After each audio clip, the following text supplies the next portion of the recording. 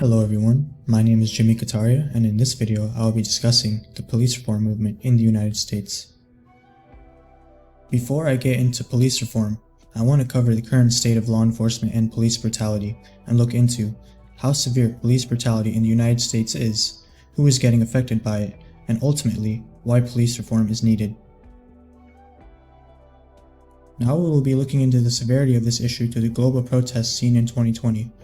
So there have been nationwide protests across all 50 states, and on May 26, which was the day after the death of George Floyd, to August 22nd, the Armed Conflict Location and Event Data Project, or the ACLED, recorded over 7,750 demonstrations linked to the Black Lives Matter movement across 2,400 locations in all 50 states. And if we look on the map over to the right side, we can see the US is covered with demonstrations, which are both peaceful and violent. And unfortunately, many of the demonstrations have gone violent, as you may have saw in the news about the looting and rioting. And unfortunately, it has also been people's first protest last year, and they were greeted with tear gas and rubber bullets. But if we look over to the global scale, there have been 8,700 demonstrations across 74 countries, which goes to show how police brutality is not only an issue in the United States, but also a widespread issue. Now, let's talk about some shocking statistics. About 1,000 people are killed in the United States each year by police officers. And if we look over to the bar graph on the right, from the years 2013 to 2019, the numbers have fluctuated and still remain over the thousands. Black men are 2.5 times more likely to be shot than white men, but black men are more likely to be unarmed, which proves that there is a racial bias involved in the shootings. Another interesting fact is that across the United States, an arrest is made every 3 seconds. However, less than 5% are for serious crimes, and these arrests disproportionately affect people of color. So people of color face things like unnecessary stops and searches, which again proves that there is a racial or implicit bias, and this also breaks the trust between the police and the community as well. There has also been issues with excessive use of force in policing. So 50,000 SWAT team raids are done annually in the United States, many of which are deadly and involve unnecessary collateral damage. And $18 billion have also been funded in providing local police with military equipment, but the proper training and use of this tech has been insufficient. And SWAT teams also affect minorities. 54% of SWAT team assignments in the US involve people of color. And if we look over to the pie chart on the right, we could see SWAT deployments by race of individuals impacted. We could see that 39% black, 11% Latino, 20% white, and 30% unknown have been affected. Now we will be looking into reactions to police reform, one of the major ones being the Defund the Police movement. Before I get into defunding, I want to talk about what defunding the police really means. So, what is defunding the police? I want to talk about two major common misconceptions people have about defunding the police.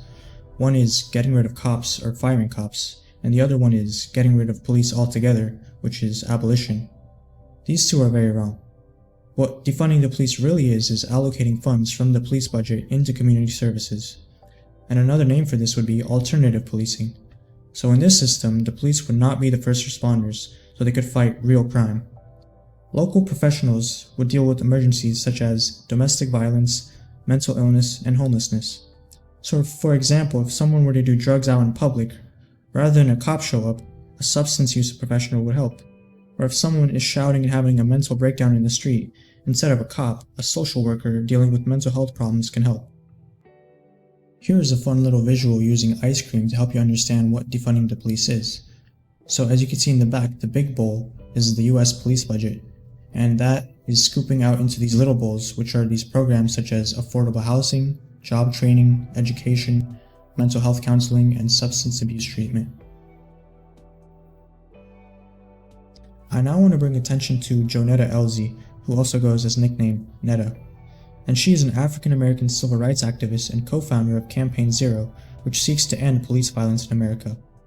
As she was born and raised in St. Louis, Missouri, she encountered and documented events of the Ferguson shooting of Michael Brown in 2014 onto social media.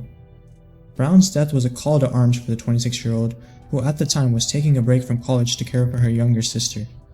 The day of the shooting, she went onto Twitter to challenge inaccurate headlines.